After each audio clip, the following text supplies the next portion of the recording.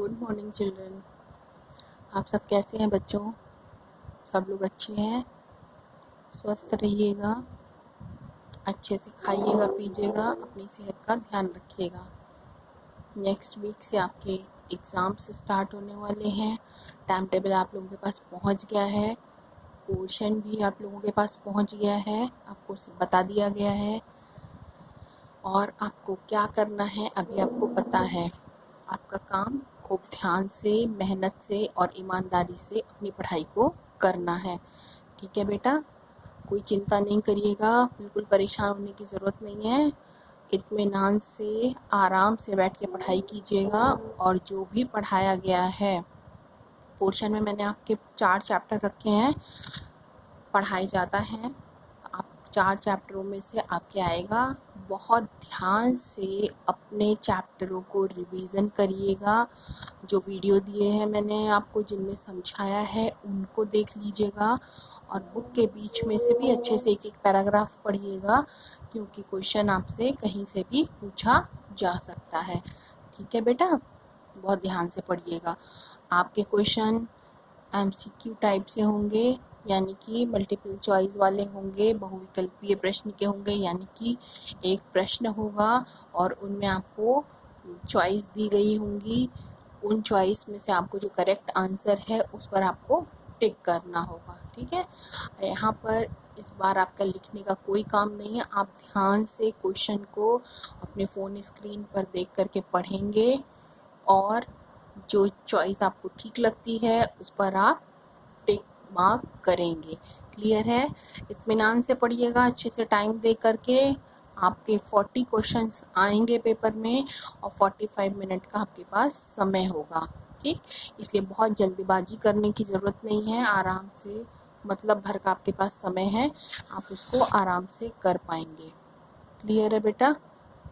ठीक है, और बाकी जो चीज़ें हैं, आपका पेपर का फॉर्मेट कैसा होगा वो अभी मैं एक PDF में आपको भेज दूंगी, या अभी मैं आपको क्वेश्चन दिखा देती हूँ इस पर, उसके बाद में उसको मैं आपको PDF पर भी भेज दूंगी। ठीक है, इसलिए आपको परेशान होने की ज़रूरत नहीं है, आप आसानी से अपने क्वेश्चनों को कर पाएंगे।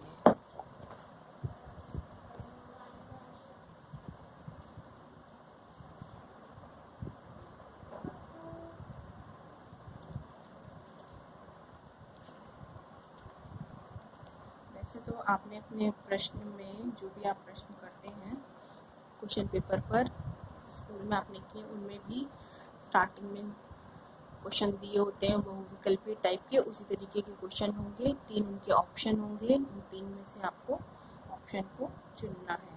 क्लियर है?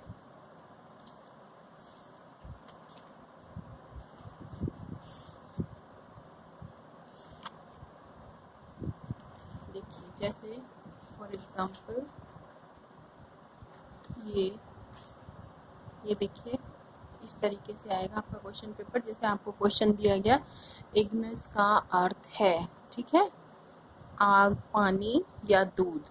अब इनमें से जो भी आंसर करेक्ट है आप उसको टिक करिएगा। क्लियर है? वही आपका सही आंसर हो जाएगा। जैसे सेकंड देखिए, पृथ्वी के आंतरिक भाग में गर्म व पिघले हुए रूप में रहते हैं। जो रहता है उसे हम क्या कहते हैं? आपको पता लगाना है। लावा कहते हैं कि मैग्मा कहते हैं या इग्निस कहते हैं। ठीक है बेटा, समझ में आ गया आपको? इसका मैं आपको भी PDF भी भेज दूंगी। ये मैंने कुछ 4-5-6 क्वेश्चन आपके लिए लिख करके रखे हैं, जिससे कि आपको समझ में आ जाए। इसको आप इत्मीनान से पढ़ लीजिएगा और समझ लीजिएगा, और अगर कोई डाउट होता है तो आप पूछ सकते हैं। क्लियर है?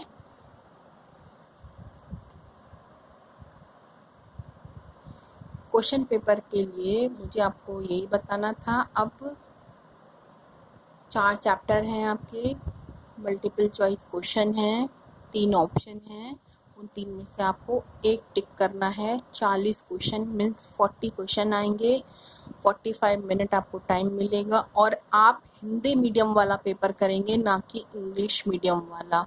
क्लियर है? हिंदी मीडियम के बच्चे जितने भी हैं, वो जो पेपर हिंदी मीडियम का होगा, जो हिंदी में लिखा होगा और उसके साथ में ऊपर हिंदी मीडियम भी लिखा है, वो पेपर आपको करना है, ठीक है। कोई कंफ्यूजन क्रिएट मत कीजिएगा। आइए अब हम अपने अगले जो चैप्टर हमने लास्ट वीडियो में जहाँ पर छोड़ा था उसको आगे कंटिन्यू करते हैं और इसको ख़त्म करते हैं। क्लियर है बेटा? तो हम यहाँ तक पढ़ चुके थे मानसूनी पवनों तक। मानसूनी पवनों के बाद स्थायी और स्थलीय और जलीय समीर थी हमारी। स्थलीय और जलीय समीर बिल्कुल जिस तरीके से मानसूनी पवनें काम करती थी उसी तरीके से वो होती हैं, ठीक है। मानसूनी पवनें एक बड़े क्षेत्र पर चलती हैं और जो सागरीय और स्थलीय पवनें होती हैं वो दिन में 2 बार चलती हैं 24 घंटे के अंदर, ठीक है। और जो मानसूनी पवनें होती हैं वो लंबे समय तक चलती हैं, किसी लंबी दूरी तक के लिए।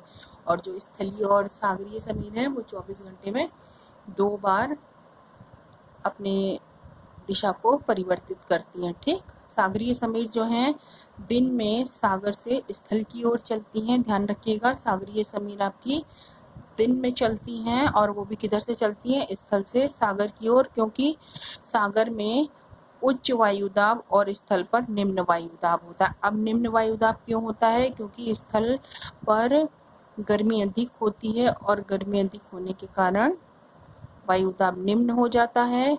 इसलिए निम्न होने के कारण सागर में उच्च वायुदाब होता है और उच्च वायुदाब से निम्न वायुदाब की ओर को चलने लगती हैं, ठीक है। और जो स्थलीय समीर होती हैं वो हमेशा रात में चलती हैं स्थल से सागर की ओर। स्थल से सागर की ओर क्यों चलती हैं? क्योंकि स्थल पर रात में तापमान नहीं होता है, तो वहाँ पर तापमान कम होता है जिससे कि वायुदाब उच्च होता है। और वायुदाब उच्च होने से, सागर में वायुदाब निम्न होने से स्थल से सागर की ओर यानी उच्च वायुदाब से निम्न वायुदाब की ओर को चलती हैं, ठीक है। मैंने आपको बताया था कि जो स्थलीय और सागरीय समीरों के चलने का जो कारण है मुख्य, वो है जल और स्थल का गर्म होना और ठंडे होना, ठीक। जल और स्थल आपस में दोनों विरोधी स्वभाव के हैं, यानी जब जल गर्म होता है देर से और देर से ठंडा होता है, स्थल उतनी ही जल्दी गर्म होता है और उतनी ही जल्दी ठंडा हो जाता है, ठीक है। अब दिन के समय स्थलीय भाग सागर की अपेक्षा जल्दी गर्म होते हैं और जल्दी गर्म होने से क्या होता है, वहाँ पे उच्च वायुदाब बन जाता है और उच्च वायुदाब बनने से तापमान ऊंचा हो जाता है और तापमान ऊंचा होने से वहाँ निम्न वायुदाब बन जाता है। और निम्न वायुदाब बनने के कारण क्या होता है, जो हवाएं होती हैं सागर से आपके स्थल की ओर को चलने लगती हैं, ठीक है। स्थल के ऊपर की वायु गर्म हो जाती है और वहाँ पर निम्न वायुदाब को निर्मित करती है, इसलिए वो निम्न वायुदाब का क्षेत्र बनता है और हवाएं सागर से हमारे स्थल की ओर को आने लगती हैं। इसके ठीक विपरीत रात के समय में स्थलीय भाग सागर की अपेक्षा जल्दी ठंडा हो जाता है और वहाँ पर ठंडा होने से तापमान कम हो जाता है और उच्च वायुदाब बन जाता है और हवाएं क्या करने लगती हैं, स्थल से सागर की ओर को चलने लगती हैं। डायग्राम देखिए, ये सागरीय समीर हैं, ये दिन के समय में समुद्र से स्थल की ओर को चल रही हैं और ये स्थलीय समीर हैं, ये रात के समय में स्थल से समुद्र की ओर को चल रही हैं, ठीक है बेटा, इसलिए इनको स्थलीय समीर कहते हैं। अब आती है स्थानीय पवनें। आपकी स्थानीय पवनें क्या होती हैं? किसी स्थान विशेष पर चलने वाली पवनों को स्थानीय पवनें कहते हैं। मैं आपको पहले भी बता चुकी हूँ कि किसी स्थान विशेष पर चलने वाली जो पवनें होती हैं उनके नाम के आधार पर या स्थान के आधार पर उनको जो है हम स्थानीय पवनें कहते हैं। इनका संबंध किसी स्थान विशेष के धरातल की बनावट के आधार पर होता है या वहाँ के गुण के आधार पर होता है, जिसके कारण वहाँ की जो भी प्रचलित पवनें होती हैं वो अलग होती हैं, ठीक है, और उनको हम अलग से पहचान सकते हैं। ये हवाएं रेत भरी होती हैं, बर्फीली हो सकती हैं, ठंडी हो सकती हैं, गर्म हो सकती हैं, धूल से भरी हो सकती हैं, कई प्रकार की होती हैं। जैसे आप भारत में रहते हैं, आपके भारत की स्थानीय हवा लू है और लू जो है ये हमारे यहाँ मई और जून के महीने में चलती है और बहुत ही गर्म हवा होती है, ठीक है। आपको बताया था मई और जून में गर्म हवाएं चलती हैं। जब आप स्कूल जाते हैं अप्रैल मई में तो आप एकदम लगता है जल रहे हो जलने वाली स्थिति में हो जाते हैं कि हाथ पैर हमारे जल रहे होते हैं, तो उन हवाओं को हम क्या कहते हैं, लू कहते हैं। उसके अलावा विश्व में हमारी और भी तरह तरह की पवनें हैं, यहाँ जिन कुछ के बारे में यहाँ आपको बताया गया जो आपके सिलेबस में है, उनको मैं आपको यहाँ बताती हूँ। ये आपको याद करनी है या आपके क्वेश्चन पेपर में आ सकती हैं, ठीक है। जैसे चिनूक एक हवा है, चिनूक। लू भारत में चलती है, चिनूक चलती है आपके अमेरिका में, मिस्ट्रल चलती है स्पेन और फ्रांस में, ठीक है। इसी तरीके से ब्लिज़र्ड है, ब्लिज़र्ड आपकी कनाडा में चलती है और साइबेरियाई क्षेत्र में चलती है। क्लियर है बेटा, कनाडा और साइबेरियाई क्षेत्र में। उसके बाद में सिरको है, सिरको आपकी इटली में चलती है। हरमट्टन है, हरमट्टन सहारा के मरुस्थल में चलती हैं। और बोरा मैंने आपको बताया था पीछे, एड्रियाटिक सागर में चलती हैं। क्लियर है, ठीक है ना। अब हम बात करते हैं चक्रवात की। चक्रवात जो है, आपने कभी गर्मी के मौसम में देखा है, बहुत तेज़ धूल भरी आंधी चलती हैं, हवाएं चलती हैं, लगता है आंधी आ रही, बहुत आंखें नहीं खुल रही हैं, आँख अगर आप खोलते हैं तो मिट्टी धूल कंकड़ घुस जाते हैं। तो ऐसी जो आंधी या बवंडर आपको देखने को मिलते हैं, ये छोटे होते हैं, और इसी तरीके से जो बड़े पैमाने पर होते हैं उनको हम चक्रवात कहते हैं, ठीक है। तो एग्जैक्टली चक्रवात हम उन चक्करदार हवाओं को कहते हैं, ठीक है। किनको कहते हैं, चक्करदार हवाओं को कहते हैं, जिनके मध्य में यानी बीच में निम्न वायुदाब होता है और किनारे पर उच्च वायुदाब होता है, ठीक है। ऐसी हवाएं हैं, मान लीजिए इधर से इधर को चल रही हैं, चक्करदार हवाएं हैं, और इनके बीच में क्या होता है, जो बीच का जो केंद्र होता है वो निम्न वायुदाब का होता है और बाहर उच्च वायुदाब होता है। तो हमेशा हमने बताया था आपको, हवाएं उच्च वायुदाब से निम्न वायुदाब की ओर चलेंगी, जिधर भी चलेंगी, ठीक है। अगर बाहर निम्न वायुदाब होता और अंदर उच्च वायुदाब होता तो हवाएं बाहर से अंदर को चलती। लेकिन चक्रवात में क्या होता है, अंदर निम्न वायुदाब का केंद्र होता है और बाहर उच्च वायुदाब का केंद्र होता है, और हवाएं बाहर से अंदर की ओर यानी उच्च वायुदाब से निम्न वायुदाब की ओर को चलती हैं, ठीक है। ये जो होती हैं वायुमंडल की स्थानीय दशाओं के कारण उत्पन्न होते, ठीक, बड़े बड़े भंवर टाइप के उत्पन्न होते हैं, गोल गोल ऐसे घूमने वाले गड्ढे की तरह, जो बहुत भयंकर रूप धारण कर लेते हैं, और तब इन्हें हम क्या कहते हैं, चक्रवात कहते हैं। क्लियर है, तब हम इन्हें क्या कहते हैं, चक्रवात कहते हैं। अब देखिए, चक्रवात की जो गति होती है वो सागरों के ऊपर बहुत तेज होती है और स्थलों के ऊपर कम होती है, ठीक है। इसीलिए होता क्या है, आपने टीवी में जब कभी कभी न्यूज़ में देखा होगा कि तटीय क्षेत्र यानी केरल और इधर साइड में गोवा किनारे वाले क्षेत्रों में अधिकतर करके कहीं चक्रवात आया है, न्यूज़ में आ रहा होता है। तो वो कारण यही होता है कि जो चक्रवात होते हैं वो स्थल पर कम गति से चलते हैं, और जो सागर होते हैं उन पर उनकी गति बहुत तेज होती है, इसलिए तटवर्ती क्षेत्रों में ये अधिक प्रभावी होते हैं, ठीक है। एक ये बात चक्रवातों की मेन है। फिर उसके बाद ये विभिन्न आकार के होते हैं, यानी छोटे बड़े किसी भी तरह के हो सकते हैं। इनका आकार जो होता है वो 80 किलोमीटर से लेकर के 300 किलोमीटर तक होता है। क्लियर है। इन चक्रवातों में पवनें बाहर से केंद्र की ओर चलती हैं। अभी मैंने डायग्राम से आपको बताया कि उच्च वायुदाब बाहर है और निम्न वायुदाब अंदर है, तो बाहर से अंदर की ओर को यानी केंद्र की ओर को चलती है, ठीक है। अब ये जो पवनें होती हैं इनकी उत्तरी गोलार्ध में, देखिए डायग्राम, उत्तरी गोलार्ध में इनकी दिशा जो होती है घड़ी की सुई की दिशा के विपरीत होती है। आपकी घड़ी की जो सुई है ऐसे चलती है ना, 1 2 3 4 5 6। जो चक्रवात की जो हवाएं हैं वो उत्तरी गोलार्ध में घड़ी की सुई की दिशा के विपरीत चलती हैं, इस तरफ से ऐसे 12 11 10 करके। और जो दक्षिणी गोलार्ध में जब वो चलती हैं तब वो घड़ी की सुई की दिशा की तरफ को चलती है। इसको ध्यान रखिएगा, उत्तरी गोलार्ध में विपरीत घड़ी के और दक्षिणी गोलार्ध में घड़ी की सुई की दिशा के बराबर चलती है, ठीक है। अब चक्रवात दो तरह के होते हैं, एक उष्णकटिबंधीय और एक शीतोष्णकटिबंधीय। तो हम पहले उष्णकटिबंध की बात करेंगे। उष्णकटिबंधीय चक्रवात जो हैं वो आपके पृथ्वी के उत्तरी और दक्षिणी गोलार्ध में, ठीक है। ये जो उष्णकटिबंधीय चक्रवात हैं ये 5 डिग्री से लेकर के 20 डिग्री यानी 5 डिग्री से लेकर 20 डिग्री अक्षांशों के बीच में पाए जाते हैं।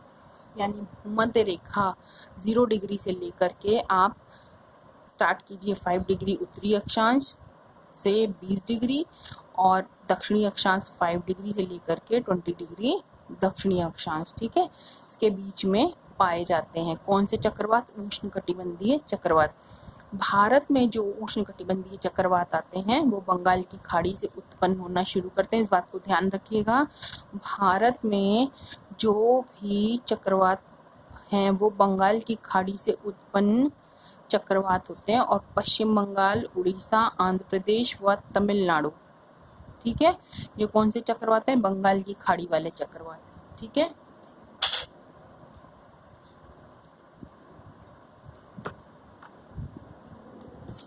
ये देखिए, ये आपका ये हिस्सा है,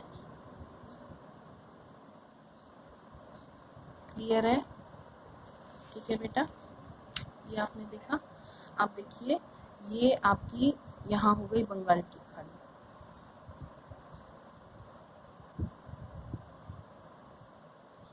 इस साइड में आपकी बंगाल की खाड़ी है और इधर आपका अरब सागर है, क्लियर है? तो अब ध्यान रखिएगा, जो यहाँ से आने वाले जो चक्रवात हैं, बंगाल की खाड़ी की ओर से आने वाले जो चक्रवात हैं वो क्या क्या किसको किसको देख करते हैं प्रभावित? आपका उड़ीसा, पश्चिमी बंगाल, आंध्र प्रदेश और तमिलनाडु, ठीक। और जो अरब सागर से जाने वाले जो चक्रवात हैं वो गुजरात और महाराष्ट्र के क्षेत्रों को अधिक प्रभावित करते हैं, क्लियर है? और आपका जो देश है उसके कुल क्षेत्रफल का 8% भूभाग समुद्री तूफान और चक्रवात से प्रभावित होता है, क्योंकि हमारा ये सारा जो क्षेत्र है हमारे देश का, ये सारा क्षेत्र तटीय है, ये सब नीचे की तरफ में पूरे में सागर है, क्लियर है? और ये जो चक्रवात होते हैं ये बहुत विनाशकारी होते हैं, क्लियर? ये चक्रवात, उष्णकटिबंधीय चक्रवात विनाशकारी होते हैं, ध्यान रखिएगा। और आपको ये याद करना है, चीन सागर में इन्हें टाइफून, चीन सागर में इन्हें टाइफून, ये याद करना है। मैक्सिको की खाड़ी में टॉर्नेडो, मैक्सिको की खाड़ी में इन्हें टॉर्नेडो कहते हैं। उत्तरी अमेरिका में हरिकेन कहते हैं। अब बंगाल की खाड़ी में चक्रवात कहते हैं, ठीक है। बंगाल की खाड़ी से जो आने वाले हैं मैंने बताया वो सब क्या कहलाते हैं? चक्रवात कहलाते हैं, ठीक है, क्लियर है? अब देखिए, शीतोष्ण कटिबंधीय जो चक्रवात होते हैं वो कहाँ आते हैं? शीतोष्ण कटिबंध वाली बेल्ट में आते हैं। आपको बेल्ट पीछे मैंने पढ़ाया था ना, कटिबंध।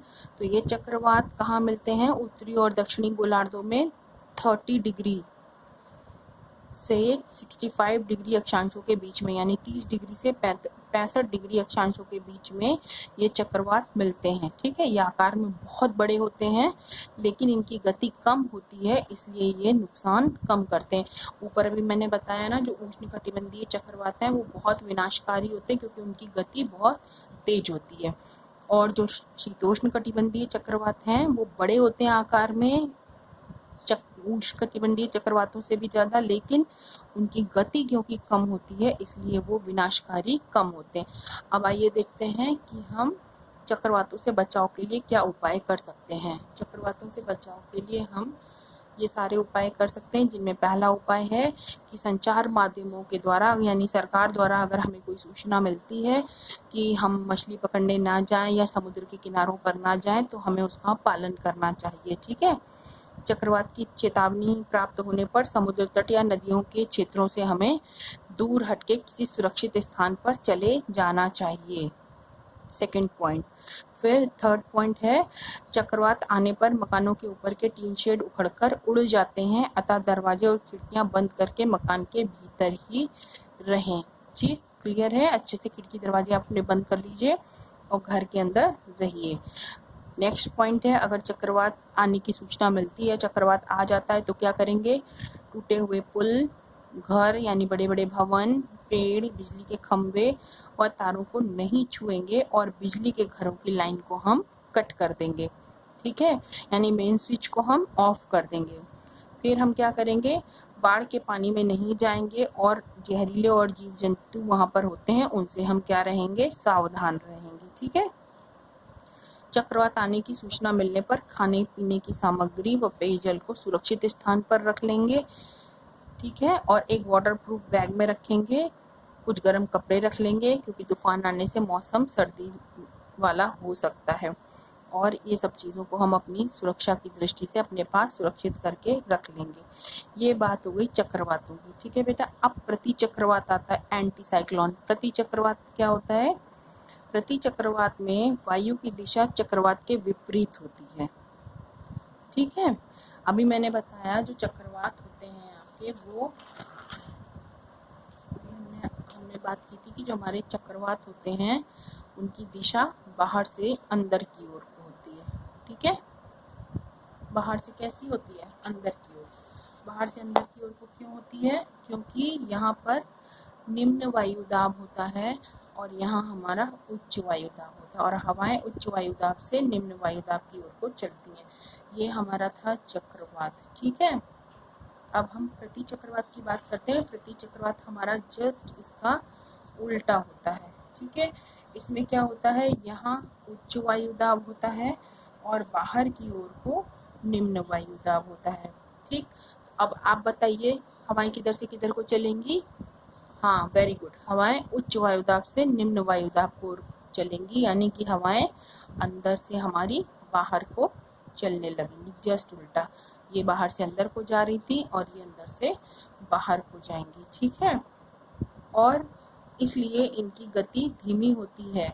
ठीक है, इनकी गति कैसी होती है?